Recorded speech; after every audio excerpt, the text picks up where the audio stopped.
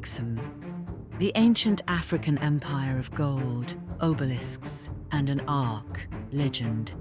High in the northern highlands of Ethiopia, where rugged peaks rise like watchtowers over valleys carved by ancient rivers, lies a city whose very name carries echoes of grandeur, Aksum.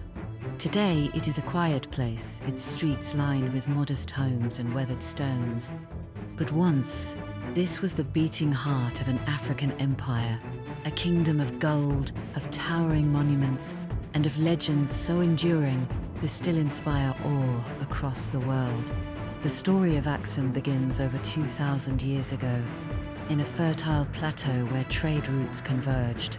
Long before Europe's medieval castles, long before Islam reshaped the Middle East, the kings of Aksum forged a realm whose reach extended from the heart of Africa to the shores of Arabia, and across the Red Sea to the markets of India and the great cities of Rome. Aksum, historians say, was not a provincial backwater. It was counted among the great civilizations of late antiquity, alongside Rome, Persia, and China. At the center of its legacy stand the monuments that still pierce the Ethiopian sky, the stelae, or obelisks. Hewn from single pieces of granite, some weigh hundreds of tons. They are not mere stones, but sculptures, carved with intricate detail to resemble multi-story buildings, complete with windows, doors, and even false timber beams etched into the surface. One of the most famous, the Obelisk of Aksum, rises nearly 24 meters. Imagine the ambition required, cutting such a monolith from rock, dragging it for miles without wheels or iron cranes, and raising it upright. These stelae stood as eternal markers of power, placed above the tombs of kings and nobles, linking the authority of rulers to the eternal endurance of stone. But the empire's might was not measured only in stone, it was gilded in gold. Aksum's wealth flowed from the trade routes it controlled. Caravans carried ivory from the African interior, frankincense from Arabia, spices from India, and textiles from the Mediterranean. In return came Roman wine, Egyptian papyrus, and Persian silver. To manage this exchange, Aksum minted its own coins, the first African state to do so beyond the Nile Valley. These coins bore the faces of kings and symbols of faith, at first the crescent and disk of older beliefs, later the cross of Christianity.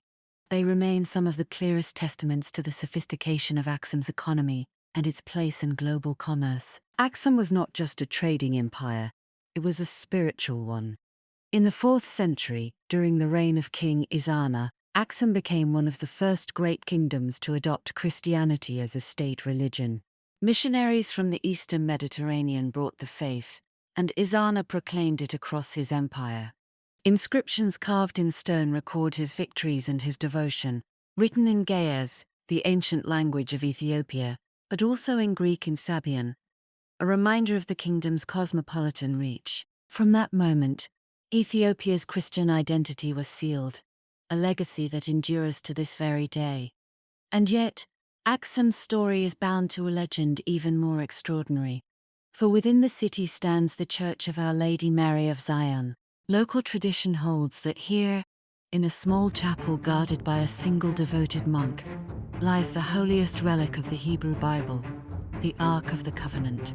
According to Ethiopian tradition, it was Menelik I, son of King Solomon and the Queen of Sheba, who brought the Ark from Jerusalem to Aksum. The Ark, the chest said to contain the tablets of the 10 Commandments, was placed in safekeeping. Since then, it has never been seen by outsiders. Only the guardian monk may look upon it, and he serves until his death, never to leave its side. Scholars question the legend. No ancient inscriptions from Aksum itself mention the Ark. The earliest written accounts placing it in Ethiopia appear centuries after the empire's peak, and yet the tradition remains unshakable. For Ethiopian Christians, the Ark is no mere myth. It is the beating heart of their faith. Every Ethiopian church houses a tabot, a replica of the Ark's sacred tablets, and during great festivals such as Timkat, these tabots are carried through the streets in brilliant processions, wrapped in silk, accompanied by song, prayer, and jubilation. The Ark may be unseen, but its presence is deeply felt. If Aksum was once a city of gold and power, it was also a city of transformation. Over time, the empire that controlled seas and caravan routes began to fade. Climate change and soil exhaustion strained its fields. Trade shifted toward new powers in Arabia and the rising Islamic caliphates. By the 7th century, Aksum's influence waned. Its kings retreated from the coasts into the highlands. The city that once shone across continents grew quieter, until it became a memory, whispered in chronicles and carried in faith. But though its empire fell, Aksum never vanished.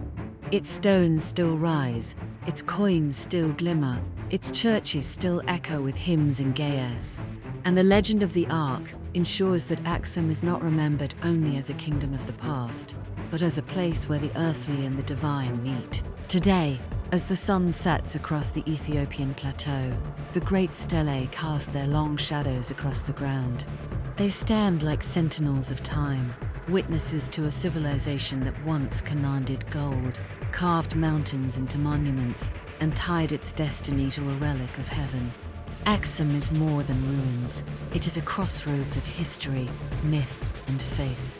An African empire that shaped the world and whose echoes still reverberate in stone, in ritual, and in legend.